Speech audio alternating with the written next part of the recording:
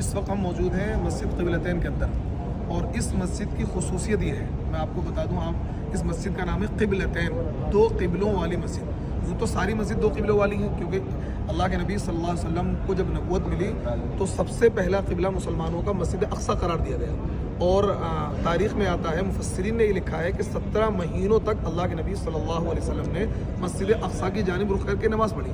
لیکن یہاں کے جو یہودی تھے، کیونکہ مدینے کے اندر اللہ کے نبی جب تشریف لائے تھے یہودیوں کا دبدبہ تھا، دو قبیلے یہودیوں کے آباد تھے، بنو قینقاع اور بنو نذیر، اور مدینے کی اکنومی پر، مدینے کی مارکیٹس پر ان کا قبضہ تھا، اور مسجد اقصی کو قبلہ قرار اسی وجہ سے دیا گیا تھا تاکہ ان کے دل کچھ نرم ہو جائیں۔ جب یہ دیکھیں گے کہ مسلمانوں کا قبلہ بھی وہی ہے، ہمارا قبلہ بھی وہی ہے، تو ان کے دل نرم ہو جائیں گے اور اسلام کی جانب آ جائیں گے۔ لیکن ایسا نہیں ہوا، بلکہ انہوں نے نبی علیہ السلام کو، مسلمانوں کو طعنہ دینا شروع کر دیا کہ یہ تو ان کے پاس تو اپنا قبلہ بھی نہیں ہے، انہوں نے تو ہمارا قبلہ اختیار کیا ہوا ہے، ہمارے قبلے کی جانب رخ کر کے نماز پڑھتے ہیں، اور آج یہ ہمارے قبلے پر ہیں، کل کو ہمارے دین پر آ جائیں گے، اس طرح کی بیہودہ گفتگو کرنے لگے۔ نبی علیہ السلام کی دلی مرضی یہ تھی کہ کسی طریقے سے بیت اللہ کو ہمارا قبلہ قرار دے دیا جائے، جس کا ذکر قرآن پاک کے دوسرے پارے میں سورہ بقرہ کے اندر موجود ہے، قد نرا تقلب وجهك في السماء فلنولینک قبلۃ ترضاها فول وجهك شطر المسجد الحرام۔ آپ علیہ السلام اسی مقام پر موجود تھے۔ تاریخ میں آتا ہے کہ آپ کسی کی غالباً عیادت کے لیے آئے ہوئے تھے، 10 صحابہ آپ کے ساتھ موجود تھے، اور آپ علیہ السلام عصر کی نماز پڑھا رہے تھے۔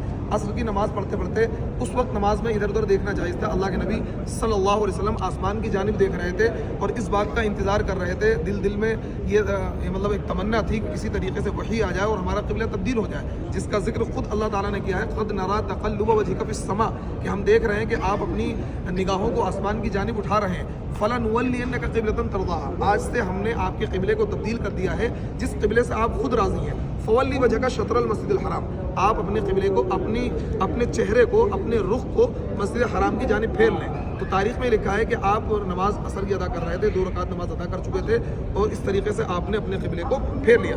پہلے ادھر قبلہ تھا، نشان بنا ہوا ہے یہ مصلی کا، اب قبلہ ادھر ہے۔ تو نماز پڑھتے پڑھتے صحابہ بھی جس طرح اللہ کے نبی گھومتے رہے اور صحابہ بھی آپ کے ساتھ گھومتے رہے۔ نماز کے بعد صحابہ نے پوچھا کہ یا رسول اللہ یہ کیا معاملہ ہوا؟ تو اللہ کے نبی نے بتایا کہ ہمارا قبلہ آج سے تبدیل ہو چکا ہے، 17 مہینے تک مسجد اقصی قبلہ اول جو فلسطین کے اندر ہے وہ رہا، اب ہمارا قبلہ بیت اللہ مسجد حرام ہے۔ تو اللہ کے نبی کی منشا اللہ تعالیٰ نے پوری کر دی۔ یہ ہمارے لیے سعادت اور خوش نصیبی کی بات ہے کہ اللہ تعالیٰ نے آج ہمیں اس مقام پر پہنچایا ہے۔ اللہ تعالیٰ سے ہم دعا کرتے ہیں کہ بار بار اللہ تعالیٰ ان مقامات کی حاضری ہمیں نصیب فرمائے۔ السلام علیکم۔